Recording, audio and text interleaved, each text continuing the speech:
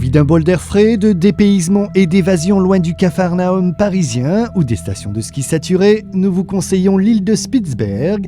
Cette terre relativement méconnue appartient à l'archipel du Svalbard qui est situé à la limite de l'océan Arctique et Atlantique, au nord de la Norvège et à seulement 1200 km du pôle Nord. Nous avons eu l'occasion de la découvrir en immersion totale lors d'un séjour express mais dense. Nous avons séjourné à Longyearbyen, la capitale administrative de ce territoire autonome et démilitarisé qui appartient à la Norvège.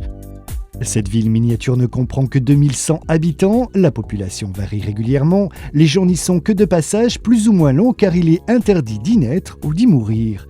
Les seuls locaux que nous y avons rencontrés sont des rennes. Les migrants proviennent essentiellement de la Norvège, de la Suède, du Danemark, de la Russie et des Philippines. Nichée le long du fjord Advent, l'ancienne cité minière s'est énormément modernisée. Aujourd'hui, Longyearbyen possède quelques belles adresses et à notre grande surprise, la meilleure cave de vin des pays nordiques. Ancien hôpital devenu une véritable institution, le restaurant U7 n'a pas à rougir des meilleures caves françaises. La sienne est constituée de 20 000 bouteilles et quelques-uns des meilleurs crus du monde.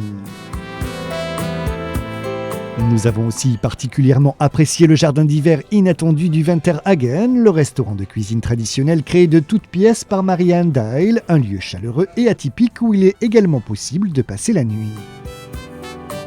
En dehors de la ville, le camp Berens propose une expérience authentique dans un gamen, une habitation en bois traditionnelle et relativement modeste. Nous y avons été accueillis par un excellent conteur qui nous a éclairés sur la destination et servi à la fin du repas un café fumé et chauffé au feu de bois. Idéalement situé pour observer les aurores boréales que nous n'avons malheureusement pas eu la chance de voir, le camp Berens est aussi le point de départ pour une excursion dans la vallée de la Vinte où il se trouve. Pour nous aventurer plus profondément dans cette terre relativement hostile, mais d'une beauté hors du commun, nous avons opté pour un moyen de transport nordique, les chiens de traîneau. Nous nous sommes adressés à l'agence Svalbard du ski qui propose plusieurs excursions thématiques. Notre guide Thomas nous a appris à bien nous familiariser avec les huskies, totalement inoffensifs et même impatients de prendre la route. Après quelques conseils nécessaires, nous avons attelé nous-mêmes nos 6 chiens. Les huskies parfaitement conciliants nous ont rendu la tâche relativement facile, tout comme cette excursion dans le grand froid polaire.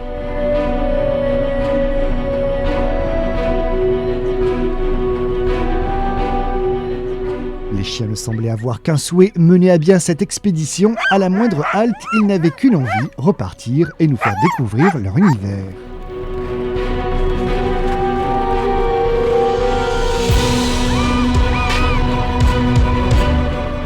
Pour un trajet plus long, nous avons choisi un autre moyen de transport devenu traditionnel au Svalbard, la motoneige. Pour en louer une, il faut le permis de conduire, mais en gros, il suffit juste de savoir accélérer, freiner, doser le chauffage des poignées du guidon et plus ou moins suivre les traces de son prédécesseur. L'objectif de notre escapade relativement sportive était d'atteindre Barentsburg, une ville surréaliste. De par sa population, elle est la deuxième du Svalbard. Située à 55 km de Longyearbyen, elle est coupée de toute route. Le seul moyen d'y accéder est d'y aller l'hiver en motoneige et en bateau l'été. Le premier élément qui nous a marqué quand nous sommes arrivés dans ce village de 400 habitants, c'est l'architecture soviétique des bâtiments, mais finalement pas si étonnant quand on connaît l'histoire. Depuis 1920, le traité de Svalbard autorise tous les pays signataires à exploiter les ressources naturelles de l'archipel. La compagnie d'extraction de charbon Arctic Ugol, installée depuis 1932, constitue la principale activité économique de la ville, qui était à cette époque la vitrine de l'URSS dans l'Arctique. Aujourd'hui, le charbon qui est extrait permet seulement d'achalander la centrale thermique qui produit l'électricité et le chauffage de la ville, mais il reste du passé glorieux de Barentsburg, ses bâtisses impressionnantes, un centre sportif et même une piscine olympique. L'expérience polaire ne peut être complète sans une expédition dans une grotte de glace. Cette fois-ci, nous nous y sommes rendus grâce au moyen de transport le plus ancestral, à pied. S'aventurer dans la montagne en plein hiver et qui plus est au pôle Nord ne s'improvise pas. Il faut d'abord bien se couvrir, ce qui veut dire porter 3 couches de vêtements, dont une première en laine ou en matière thermique. Ensuite, il faut s'équiper de bâtons si nécessaire et de crampons. Comme tous les guides du Svalbard, ceux qui nous ont emmenés à la grotte du Larsbyn étaient armés, car à tout moment, il est possible de croiser la route d'un ours blanc, majestueux mais extrêmement dangereux. Ceci étant, on n'abat pas un ours comme ça, il faut pouvoir justifier la légitime défense. Pas de panique, le plus inquiétant était de loin l'ascension relativement sportive du glacier Lars jusqu'à la grotte, mais elle en valait la peine.